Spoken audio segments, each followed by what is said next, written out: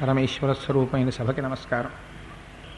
నిన్నటి రోజు ఉపన్యాసం పూర్తి చేసేసరికి రావణుడికి ఎన్ని విధాల బోధ చేయాలో అన్ని విధాలా బోధ చేసినటువంటి మారీచుడు ఇంకా తన మాట రావణుడు వినేటటువంటి స్థితిలో లేడని, కేవలం రామచంద్రమూర్తిని చూసినంత మాత్రము చేత నా ప్రాణములు పోతాయి, తదనంతరం సీతాపహరణం చెయ్యడం చేత నువ్వు మాత్రం నీవు నీతో పాటు నీ రాజ్యము నీ రాక్షస కులము సమస్తము నశించిపోతుంది, ఇది పరమ యథార్థమని ఒక మాట చెప్పి అక్కడి నుంచి బయలుదేరి రావణుడితో కలిసి రామచంద్రమూర్తి యొక్క ఆశ్రమానికి బయలుదేరుతున్నాడు. అప్పుడు రావణుడు అంటాడు, ఇప్పుడు నువ్వు తేజోమూర్తిగా మాట్లాడావు, ఇప్పుడు మారీచుడు ఎలా మాట్లాడాలో అలా మాట్లాడావు, ఇప్పటి వరకు ఒక భీరువులా ప్రవర్తించావు, రాముడు గొప్పవాడు రాముడు గొప్పవాడు అన్నావు, ఇప్పుడు నేను నిన్ను మెచ్చుకుంటున్నాను, పద కాగల కార్యం నెరవేరుద్దామని ఆ రథంలోకి ఇద్దరూ కలిసి ఎక్కారు. ఆ రథం అదో విచిత్రమైనటువంటి రథం. ఎందుచేత అంటే అది మాయ చేత నిర్మింపబడినటువంటి రథం. అది బంగారంతో ఉంటుంది, పిశాచాల్లాంటి ముఖాలు కలిగినటువంటి గాడిదలు కట్టబడి ఉంటాయి. కానీ దానికి ఉన్న గమ్మత్తు ఏమిటంటే అది వేరొకరికి కనపడదు, ఒక్క రావణాసురుడికే కనపడుతుంది.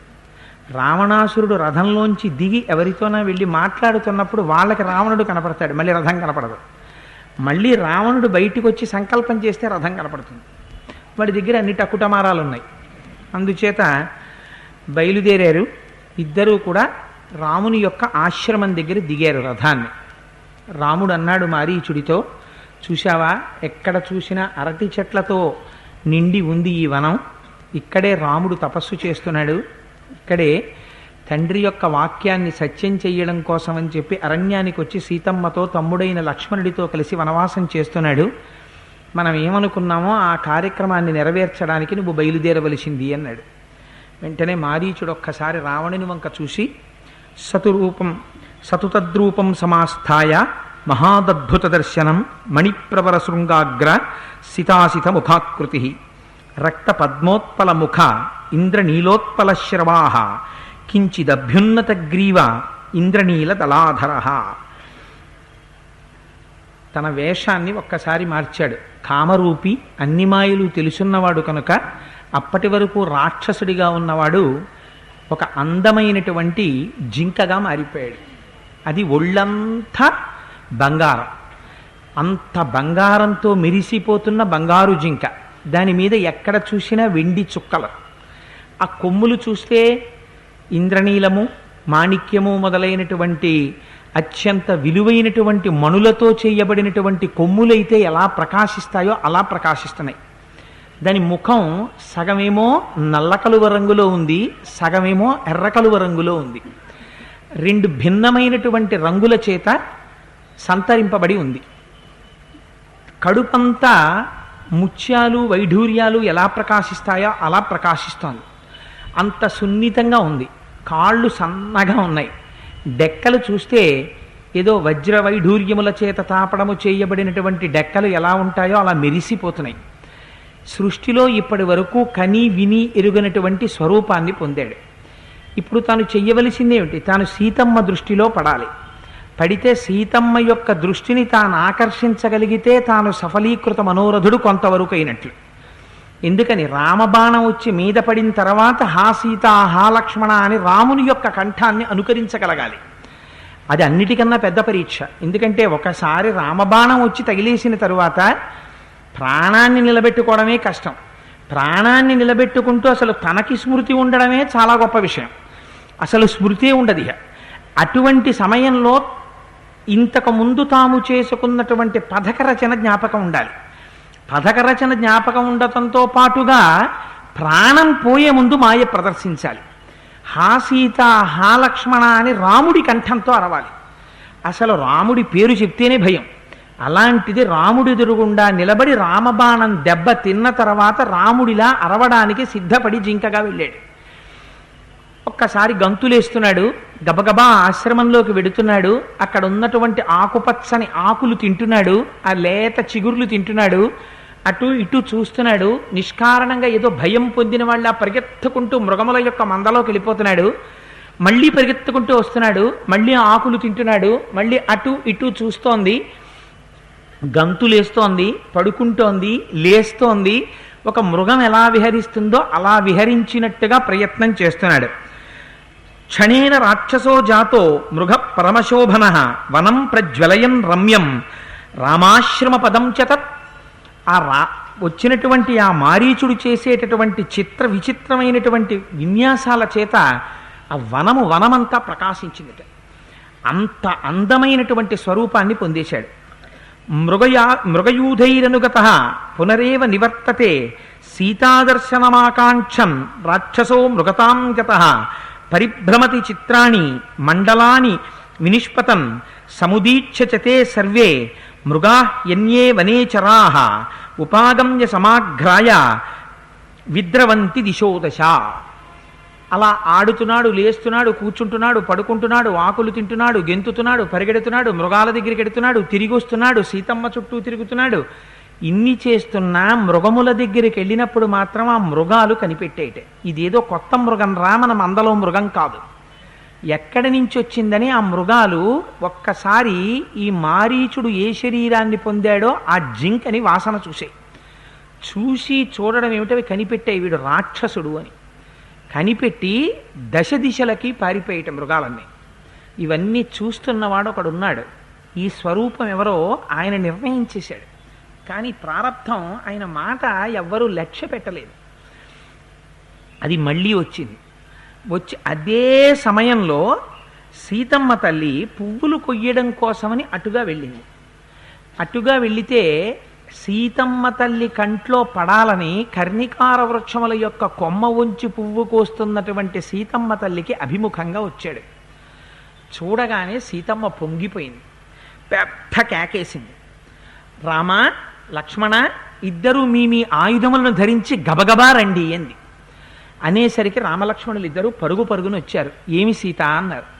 చూశారా ఎదురుగుండా ఉన్న మృగం ఎంత అందంగా ఉందో, సృష్టిలో ఇప్పటి వరకు ఇటువంటి మృగాన్ని నేను చూడలేదు. ఎంత అందంగా ఉందో, ఆ వెండి చుక్కలు, ఆ బంగారు చర్మము, అది నా మనస్సుని హరిస్తోంది అని మృగం గురించి పలకబోతోంది. వెంటనే లక్ష్మణుడు చూసి అన్నాడు, శంకమానస్తు తం దృష్ట్వా లక్ష్మణో రమమబ్రవీత్ తమేవైనమహం మన్యే మారీచం రాక్షసం మృగం. అన్నయ్య ఇది మృగం కాదు, అది మారీచుడు. ఎందుచేత అంటే పృథివీ మండలంలో ఎక్కడా ఇటువంటి జింక లేదు. నేను స్పష్టంగా చెప్తున్నాను, వచ్చినవాడు మారీచుడు వచ్చాడు. చరంతో మృగయాం హృష్టాః పాపేనోపాధినావనే అనేన నిహితా రాజన్ రాజాన కామరూపిణ.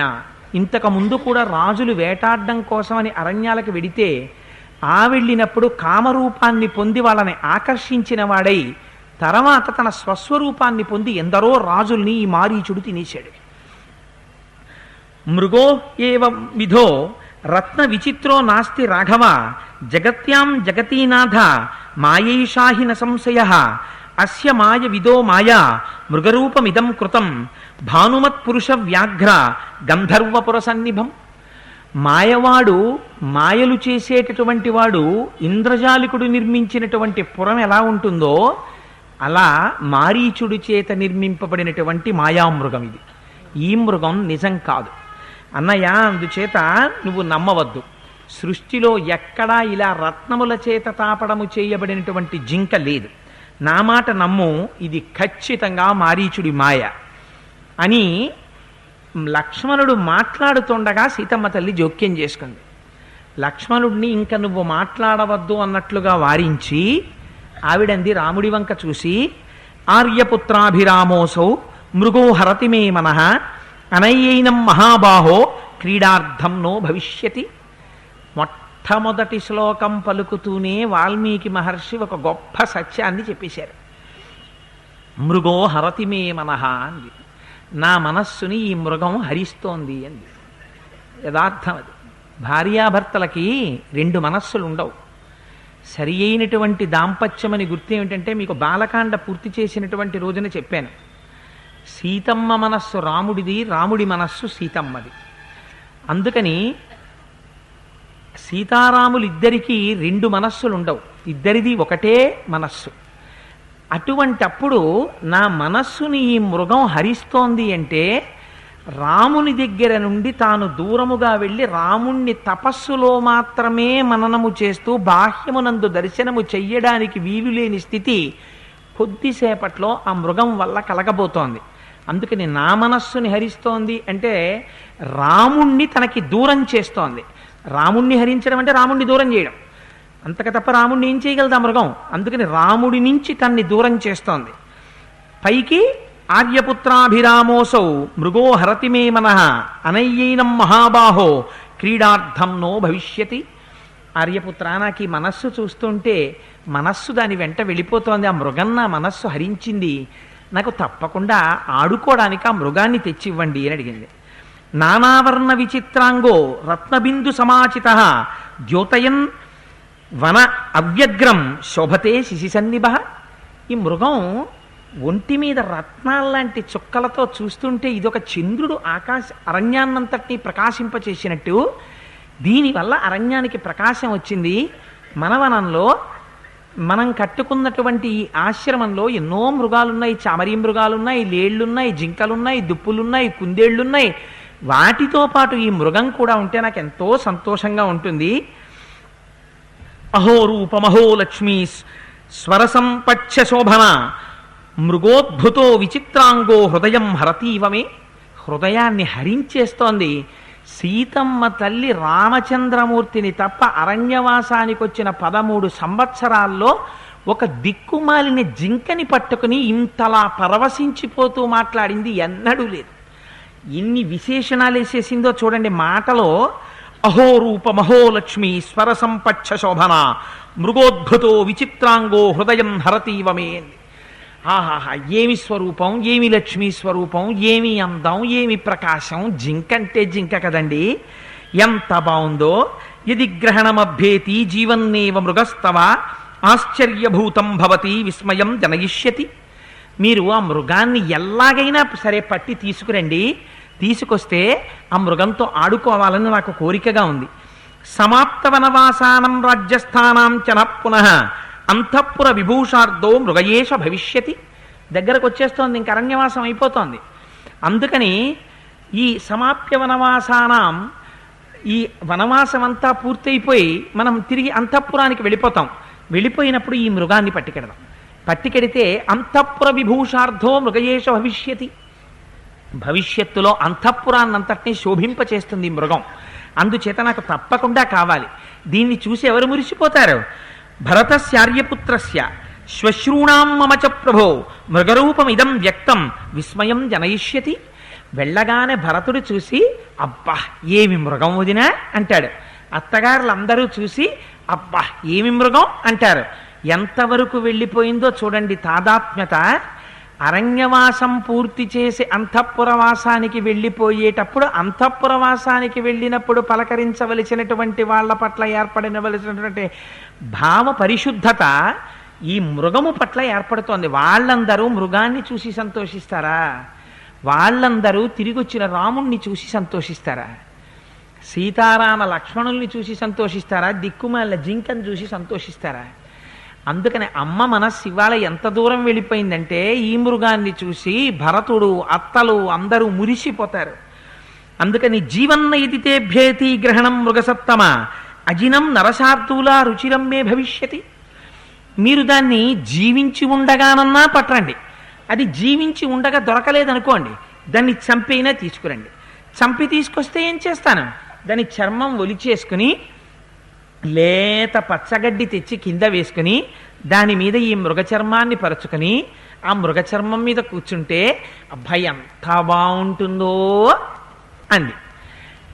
ఇంకా రాముడు కాదనలేనటువంటి స్థితిని, లక్ష్మణుడు అది మాయామృగము అని అడ్డుపెట్టలేనంత స్థితిని అమ్మ కల్పించేస్తోంది. ఇంకా ఎంత సుతారంగా అది కావాలి కావాలని మొండి పట్టు పట్టేస్తున్న స్థితికి వెళ్ళిపోయింది. మా చిన్నతనంలో గజ్జల పట్టాలు కావాలని అడిగితే మా చెల్లి, నీకెందుకే చిన్నదానివి స్కూల్లో బారేసుకుంటావు, అందుకని నీకు ఇప్పుడు వద్దు గజ్జల పట్టాలనేవారు మా అమ్మగారు వాళ్ళు. అంటే మళ్ళీ ఇంకో మాట, గజ్జల పట్టాలు కావాలి గజ్జల పట్టాలు కావాలంటే నోర్మయ్యి ఏటి అస్తమానం చెప్పాం కదా అంటారేమోనని అస్తమానం మా అమ్మ దగ్గరికి వచ్చి ఉట్టినా అక్కడ కూర్చుని గజ్జల పట్టాలు గల్లు గల్లుమంటాయి అంటుండేది. అంటే ఏమిటి దాని అర్థం? నాకు ఎలా అయినా గజ్జెల పట్టాలు కొనని.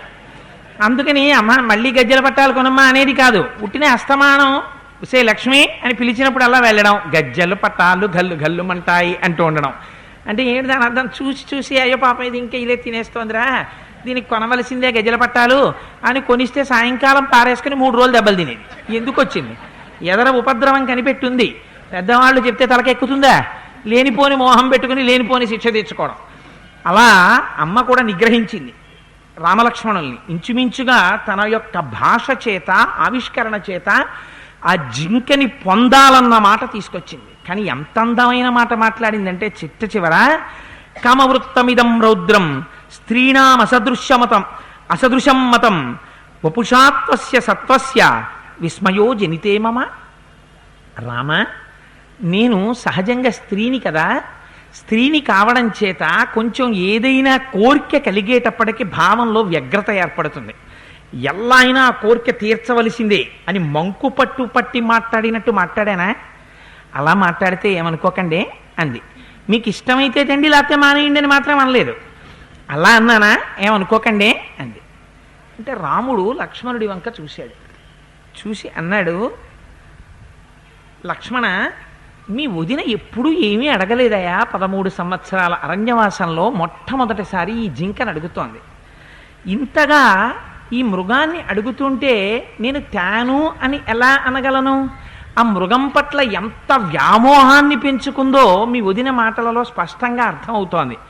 అందుచేత తప్పకుండా నేను ఆ మృగాన్ని పట్టుకుని తీసుకొస్తాను.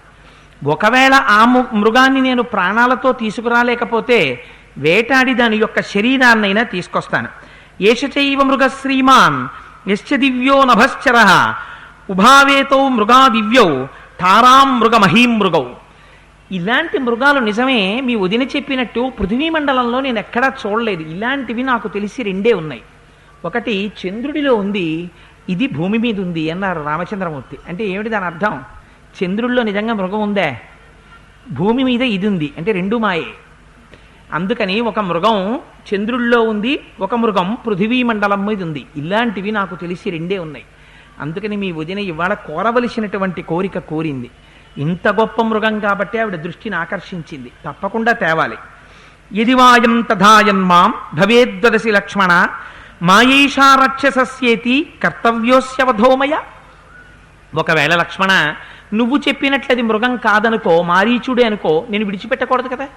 వాడు రాక్షసుడు కనుక, ఇంతకుముందు ఎందరో ఋషుల్ని భక్షించాడు కనుక, ఎందరో రాజులు వేటాడడానికి వచ్చినటువంటి వాళ్ళని సంహరించి ఉన్నాడు కనుక నేను తగిన ప్రతిఫలాన్ని వాడికి ఇవ్వాలి. అందుచేత వాడిని నిగ్రహించి సంహరించి వస్తాను. ఏదైనా పర్వాలేదు. ఏతేన హి నృశంసేన మారీచేనా కృతాత్మన వనే విచారితాపూర్వం హింసితామునిపుంగవాహ. ఇంతకుముందు వాడు ఎందరో మునుల్ని హింసించాడు. అందుచేత ఒకవేళ అది మృగం కాకపోతే మారీచుడే అయితే మారీచుడిని సంహరించి లక్ష్మణ నేను తిరిగి వస్తాను, నువ్వేం బెంగ పెట్టుకోకు అని చెప్పి వెళ్ళిపోతూ రామచంద్రమూర్తి ఒక్క మాట చెప్పారు. ప్రదక్షిణేనాతి బలేన పక్షిణ జటాయుషా బుద్ధిమతాచ లక్ష్మణ భవాప్రమత్త పరిగృహ్య మైథిలీం ప్రతిక్షణం సర్వతయేవ శంకితః. ప్రతిక్షణం సర్వతయేవ శంకితః. ఈ మాటే రావణాసురుడు బలంగా తీసుకున్నాడు. ప్రతి క్షణాన్ని మనం శంకించవలసిందే లక్ష్మణ. మరి లక్ష్మణుడు చెప్పలా రాముడికి, అది మారీచుడు మృగం అన్నయ్యా ప్రమాదం సుమా అని చెప్పాడు. కానీ రాముడు తాను పొరపాటు చేశాను అన్న అవకాశం లేని స్థితిలో బయలుదేరాడు. ఎందుచేత? లక్ష్మణమూర్తిని కాపలా పెట్టాడు. తాను వెళ్ళిపోతూ లక్ష్మణుణ్ణి పిలిచి, లక్ష్మణ చాలా జాగ్రత్త సుమా, ప్రతి క్షణము నువ్వు శంకిస్తూనే ఉండాలి. ఏ ఒక్క క్షణము కూడా అప్రమత్తతతో ఉండడానికి వీల్లేదు, ప్రమత్తతతో ఉండడానికి వీల్లేదు. చాలా జాగ్రత్తగా ఉండాలి.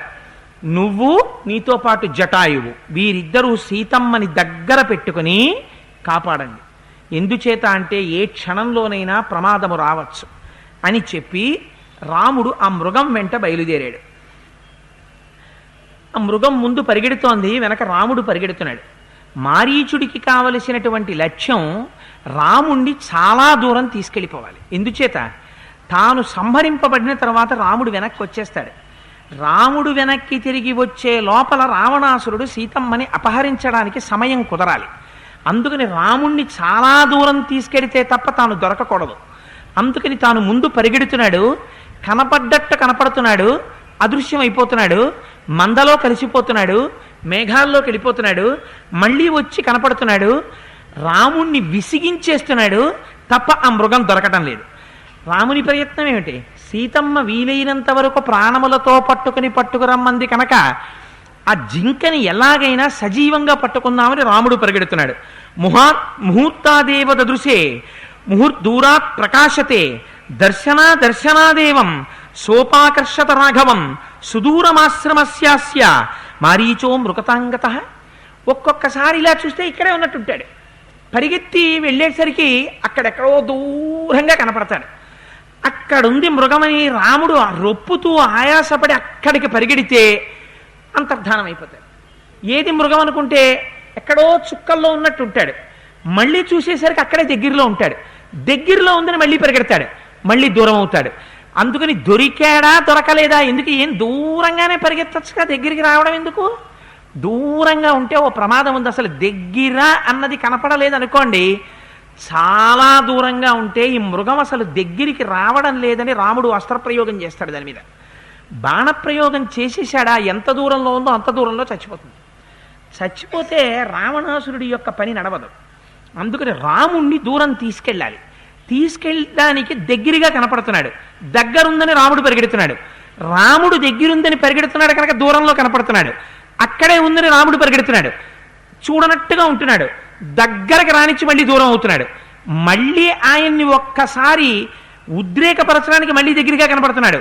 ఇలా చాలా దూరం తీసుకెళ్ళిపోయాడు. ఎక్కడో అరణ్యంలోకి వెళ్ళిపోయాడు రాముడు. వెళ్ళిపోయిన తర్వాత అక్కడ చూశాడు. చూసి ఇంకా తాను పరిగెత్తలేక అలిసిపోయి ఒక చెట్టు కింద కూర్చున్నాడు. దూరంగా మృగాల యొక్క మందలో చెవులు అటు ఇటు తిప్పుతూ అందంగా తన కళ్ళు తిప్పుతూ ఆ మృగం మళ్ళీ మృగమందలో కనపడింది. కనపడి మళ్ళీ తప్పుకొని మృగాల పక్కకి వెళ్ళిపోతోంది. రాముడు అనుకున్నాడు, ఇంకా ఈ మృగాన్ని పట్టుకోవడానికి పరిగెత్తడం అనవసరం. ఆయనకి ఏమనుమానం వచ్చిందో, లేకపోతే ఒక జింక మీద బ్రహ్మాస్త్రం రాముడు ప్రయోగించాడు. ఆయన వెంటనే సంధాయ సుదృఢే చాపే వికృష్య బలవద్బహు తమేవ మృగముద్దిశ్య శ్వంసంతమివ పన్నగం ముమోచ జ్వలితం దీప్తమస్త్రం బ్రహ్మ వినిర్మితం. బ్రహ్మగారి చేత నిర్మింపబడినటువంటి బ్రహ్మాస్త్రాన్ని అభిమంత్రించి ఒక త్రాచుపాము లాంటి బాణాన్ని తన కోదండంలో సంధించి ఆ మృగం వైపు గురి చూసి ఆకర్ణాంతం మింటినారిని సాగతీసి విడిచిపెట్టాడు. ఆ బాణం నిప్పులు కక్కుతూ వెళ్ళి మారీచుడి మీద పడింది. సంప్రాప్త కాలమాజ్ఞాయ చకారచ తతస్వరం సదృశం రఘవస్యేవ హాసీతే లక్ష్మణేతి చ. ఒక్కసారి ఎప్పుడైతే బ్రహ్మాస్త్రం వచ్చి మీద పడిందో తెలుసుకున్నాడు. వేసేసాడు అస్త్రం రాముడు, ఇంకా సమయం అయిపోయింది అనుకున్నాడు. అనుకుని ఈ శ్లోకాన్ని మీరు చాలా జాగ్రత్తగా గమనించాలి. ఎందుచేత అంటే రహస్యం అంతా ఈ శ్లోకంలోనే ఉంది. సంప్రాప్త కాలమాజ్ఞాయ చకారచ తతస్వరం సదృశం రాఘవస్యేవ హాసీతే లక్ష్మణేతి చ. వేసినది మామూలు బాణం కాదు. వేసినది ఏం వేశాడు ఆయన? బ్రహ్మాస్త్రం వేశాడు. అస్త్రాలన్నింటిలో తిరుగులేనటువంటి అస్త్రం బ్రహ్మాస్త్రం. అటువంటి బ్రహ్మాస్త్రాన్ని ప్రయోగించిన తరువాత, బ్రహ్మాస్త్రం వచ్చి కొట్టేసిన తర్వాత అప్పుడు స్మృతి ఉండడమే చాలా కష్టం. ఒకవేళ స్మృతి ఉన్నా ఎక్కడ వరకు ఉంటుంది అంటే, నా ప్రాణాలు హరించుకుపోతున్నాయని తెలియచ్చు, బాధ తెలియచ్చు. అంతేకాని ఎప్పుడో రావణాసురుడు చెప్పాడు, అప్పుడు ఇంకా మోనో యాక్షన్ మొదలెట్టి ఓ పక్క బ్రహ్మాస్త్రం వచ్చి కొట్టి పారేసిన తర్వాత రాముడి కంఠంలా కంఠం పెడదాం, అచ్చు రాముళ్ళో అరుద్దాం, అందుకని చెప్పి హా సీత హా లక్ష్మణ అని రాముడి కంఠం మోనో యాక్షన్ చేసి అలా అరుస్తాడా? అంత గట్టిగా అరవగలిగినంత శక్తి మారీచుడికి వస్తుందా? ఇందులో రహస్యం ఏంటంటే, అందుకే దీనికి ప్రాతిపదిక మహర్షి ముందు చెప్పారు నిన్న. అప్పటికే సంపూర్ణమైన రామోపాసన చేసేశాడు మారీచుడు. మారీచుడికి రాముడు తప్ప ప్రపంచంలో వేరొకటి కనపట్టలేదు. అందుకని చిట్ట చివర ప్రాణం పోయే ముందు కంఠం కూడా రామకంఠం కింద తనంత తాను మారిపోయింది. మారీచుడు ప్రయత్నం చెయ్యక్కర్లేదు, అటువంటి స్థితిని మారీచుడు పొందాడు. అందుకే మారీచస్య మహాత్మనః, వాడు మహాత్ముడు రా అన్నారు మహర్షి. లేకపోతే అది అనుకరిద్దామంటే వచ్చేటటువంటి స్వరూపం కాదు. అందుకని గట్టిగా కేకేశాడు, హా సీత హా లక్ష్మణ అన్నాడు. తతో విచిత్రకేయూర సర్వాభరణభూషిత హేమమాలీ మహాదంష్ట్రో రాక్షసో భూత్యరాహతః తం దృష్ట్వా పతితం భూమౌ రాక్షసం ఘోరదర్శనం రామో రుధిరశక్తాంగం వేష్టమానం మహీతలే జగామ మనసా సీతాం లక్ష్మణస్య వచస్మరన్. ఎప్పుడైతే ఆ అరుపు అరిచాడో తతో విచిత్రకేయూర సర్వాభరణభూషిత, ఒంటి మీద సర్వాభరణములతోటి పెద్ద ఆనకట్టకి పెద్ద పగులు ఏర్పడిపోతే అందులోంచి నీరు పైకి తన్నుకొచ్చేసినట్టు ఒంట్లోంచి నెత్తురు కాలవల కింద బయటికి ప్రవహిస్తుంటే ఆ మారీచుడు భూమి మీద పడిపోయాడు. పడిపోగానే చూశాట రామచంద్రమూర్తి. ఏమిటి గుర్తొచ్చింది?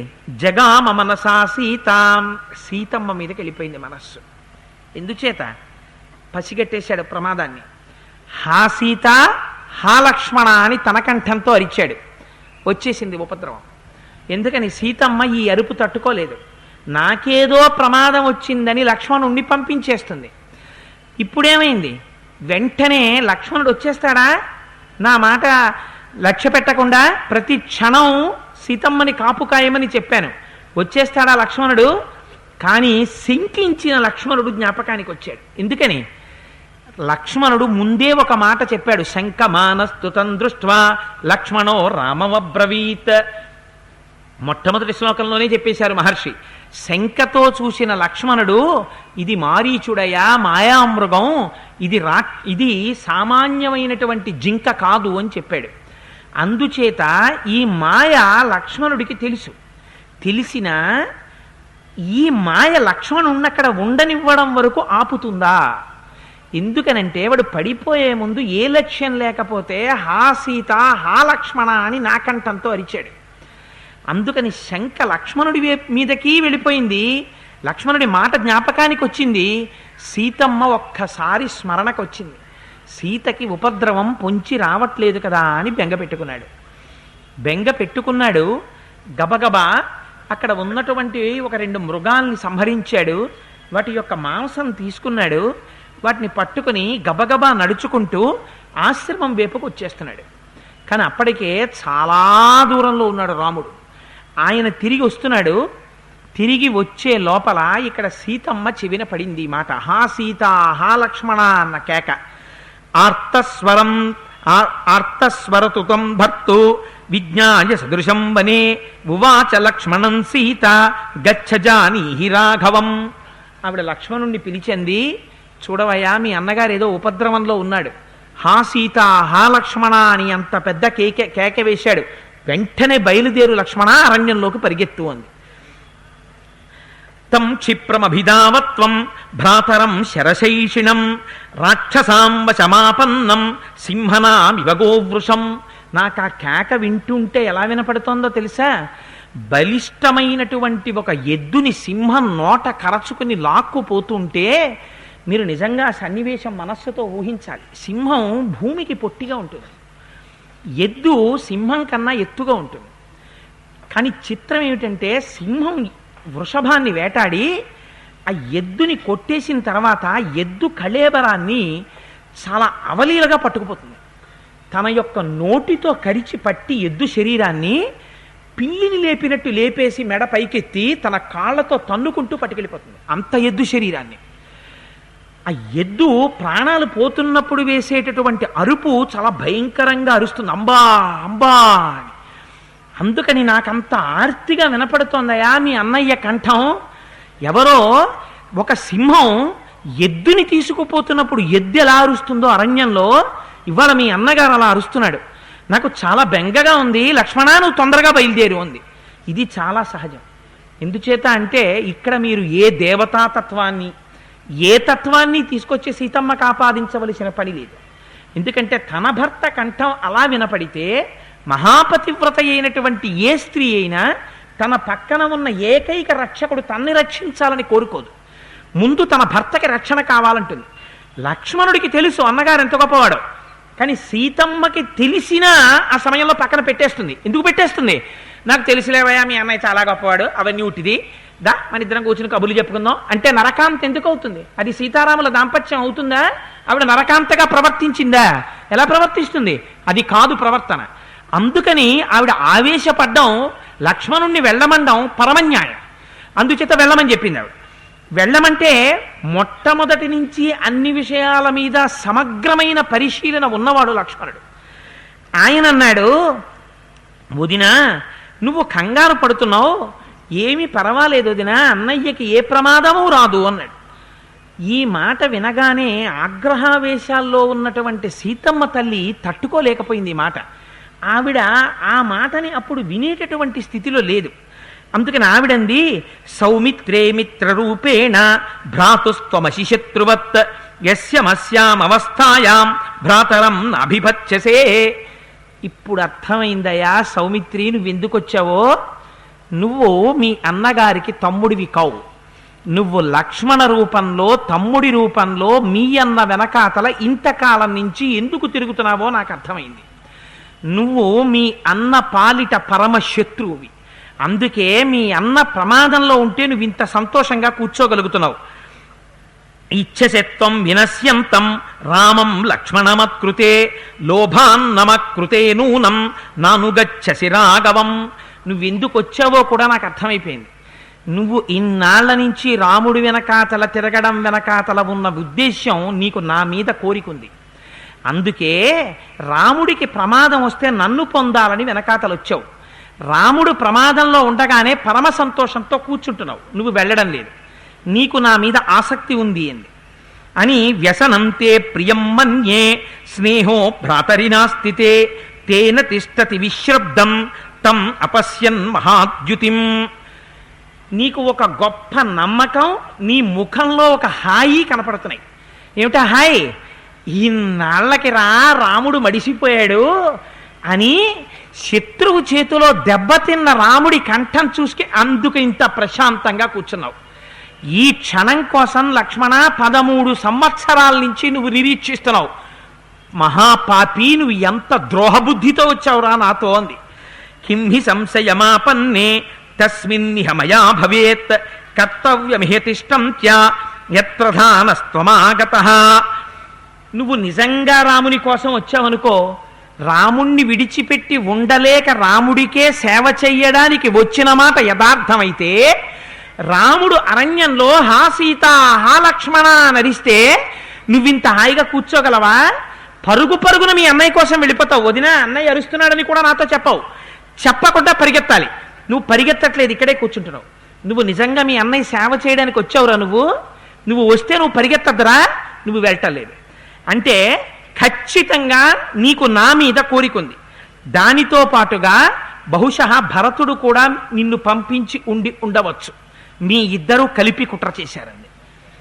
లక్ష్మణుడు అన్నాడు, 2 చేతులు కలిపి జోడించి అంజలి ఘటించి నమస్కరిస్తూ, వదిన పన్నగాసు రగంధర్వ దేవమానుషరాక్షసై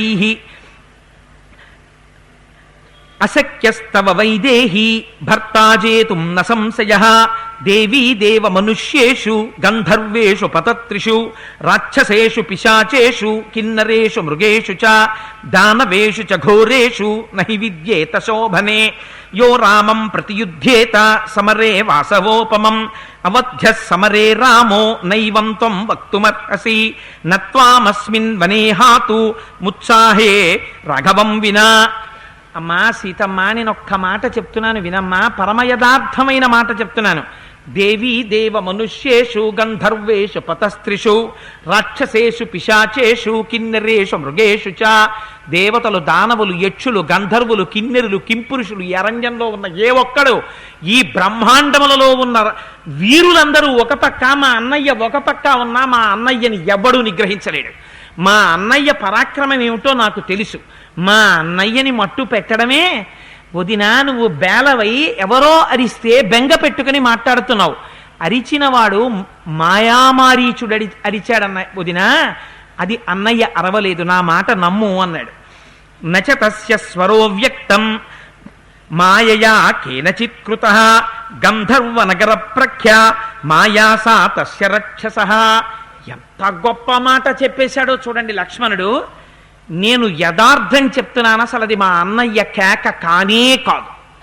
ఎందుచేత మాయావి అయిన వాడు నిర్మించినటువంటి గంధర్వ నగరం ఎలా ఉంటుందో అలా మా అన్నయ్య కంఠంతో చనిపోయే ముందు ఒక మాయావి అరిచాడు. అందుచేత మా అన్నయ్య కంఠం పూర్తిగా అక్కడ రాలేదు. అది మా అన్నయ్య కంఠం కాదు వదినా, నాకు తెలుసు, నన్ను నమ్ము. అన్నయ్యకి ఏ ప్రమాదం రాలేదు. నన్ను దూరంగా పంపితే నువ్వు ప్రమాదంలోకి వెడతావు, అందుకని వదినా నువ్వు బెంగ పెట్టుకోకు అన్నాడు. అలా ఒక్క క్షణం చూస్తుండు, అన్నయ్య కోదండం పట్టుకుని వచ్చేస్తాడు, మాయామృగం చర్మంతో వస్తాడు. నువ్వు బెంగ పెట్టుకోకన్నాడు.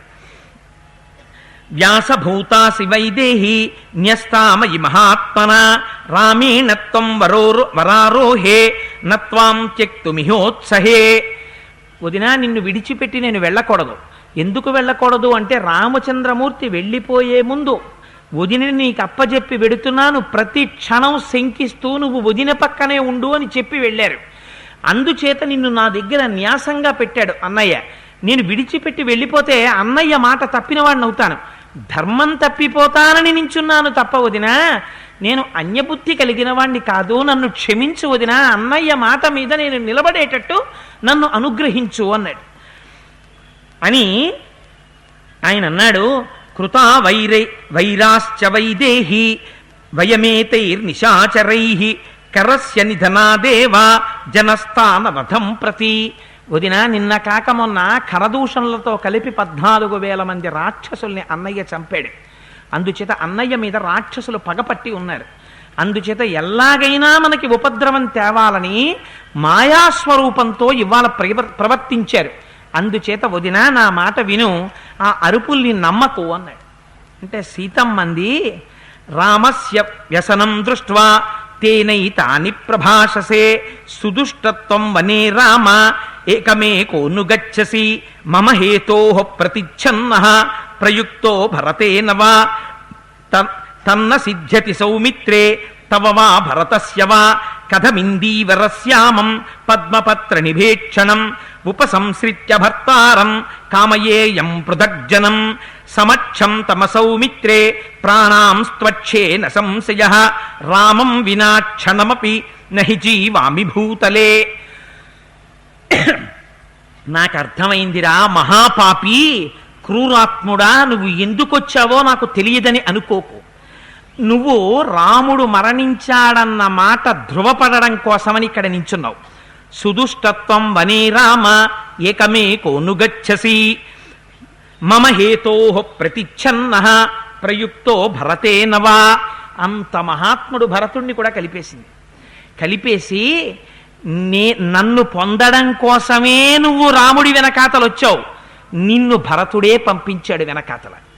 మీ ఇద్దరూ కలిసి కుట్ర చేశారు, అందుకు నువ్వు వచ్చావు. కానీ మహాపాపి, ఒక్క విషయం తెలుసుకో, ఇందీవరశ్యాముడైనటువంటి రాముడు పడిపోయిన తరువాత నేను కన్నెత్తి కూడా నిన్ను చూడను. నేను వెళ్ళమన్నా వెళ్ళకుండా రాముడు ప్రాణాపాయంలో ఉంటే నువ్వు నా దగ్గర నిలబడి మాట్లాడుతున్నావు కనుక నీ ఎదుటనే విషం తీసుకుని శరీరాన్ని వదిలిపెట్టేస్తున్నాను చూడండి అంటే ఆయన అన్నాడు, లక్ష్మణుడు ఎంత ప్రమాదం తెచ్చావు వదినా, ఇవాళ నేను ఇక్కడ నిలబడితే నీ ప్రాణం తీసుకుంటావు, నేను వెళ్ళిపోతే నీకు ప్రమాదం వస్తుంది, రెండూ నాకు తెలుసు. కానీ నేను చెయ్యగలిగిందేమిటి? ఇక్కడ నిలబడ్డానా? ఆవిడ ఇంకొక మాట అంది, నేను గోదావరిలోనన్నా దూకి మరణిస్తాను, ఉరిపోసుకుని మరణిస్తాను, విషం తాగి మరణిస్తాను, నీ ఎదురుకుండా మరణిస్తానంది. అందుకని ఆయన అన్నాడు, ఇత్యుక్త పరుషం వాక్యం సీతాయా రోమహర్షణం అబ్రవీల్లక్ష్మణ సీతాం ప్రాంజలిర్విజితేంద్రియ. అంజలి ఘటించి 2 చేతులతో నమస్కరించి వదిన పాదాలు వంక చూసి లక్ష్మణుడు అన్నట్ట, రోమాంచితమైనటువంటి శరీరంతో కంఠం గాద్గదికమై వదినతో అన్నాడు, ఉత్తరం నోత్సహే వక్తుం దైవతం భవతీ మమ వాక్యమ ప్రతిరూపం తు నచిత్రం స్త్రీషు మైథిలి. వదినా, ఇవాళ నువ్వు ఒక సామాన్యమైన స్త్రీ ఎలా మాట్లాడాలో అలా మాట్లాడావు. కానీ వదినా, నువ్వు ఇన్ని మాటలు నన్ను అనేసావు, నేను మాత్రం తిరిగి ఒక్క మాటకి కూడా నీకు నేను జవాబు చెప్పను. ఎందుకని? అవి జవాబు చెప్పే మాటలా వదినా? ఏం చెప్పుకుని జవాబు చెప్పుకో నా కడుపులో ఎంత బాధ కలిగిందో ఆలోచించండి. అవి మాటలతో జవాబు చెప్పుకునే మాటలు కావు వదినా. 13 సంవత్సరముల నుంచి నువ్వు కట్టుకోవడానికి ఎన్ని పట్టుపుట్టాలు కావాలో అన్నింటినీ కావిడేసి మోశాను. మీకు పర్ణశాల కట్టాను. ప్రతిరోజు గుణపం పట్టుకెళ్ళి కందమూలాల్ని తవ్వి తీసుకొచ్చి మీ ఎదుట పెట్టాను. మా అన్నయ్య వదినతో నా కంటి ముందు తిరుగుతుంటే ఒక్కనాడు నేను నా భార్యని స్మరించలేదు. నా జీవితంలో మా అన్నయ్య వదినలకి ఒక్కడే కూర్చుని సేవ చేసుకునే అదృష్టం లభించిందని సేవించాను. ఎన్నడూ నేను నిన్ను ఆ భావనతో గమనించలేదు. అటువంటి నన్నిన్ని మాటలు అన్నావు, భరతుణ్ణి కలిపావు. ఎన్ని మాటలు చెప్తే నేను తిరిగి నీ మాటలకి జవాబు చెప్పగలను? అందుకని నేను ఏ ఒక్క మాటకి జవాబు చెప్పను. రాముడు వస్తాడని నాకు తెలుసు. నువ్వు ఇన్ని మాటలన్నా నువ్వు వదినవి, పెద్దదానివి, అనడానికి నీకు అర్హత ఉంది వదినా. బాధలో ఉన్నావు, కానీ తిరిగి నేను అనకూడదు. ఎందుకంటే రాముడు ప్రమాదంలో లేడని చెప్తున్నవాణ్ణి కనుక. ఎంత సంస్కారమో చూడండి. అంత కోపంగా మాట్లాడినట్టు కనపడే లక్ష్మణుడిలో నాన్న నాకు వదినా నాకు దైవం అంటాడు. ఆ అన్న వదిన జోలికొస్తే దశరథుండి చంపుతా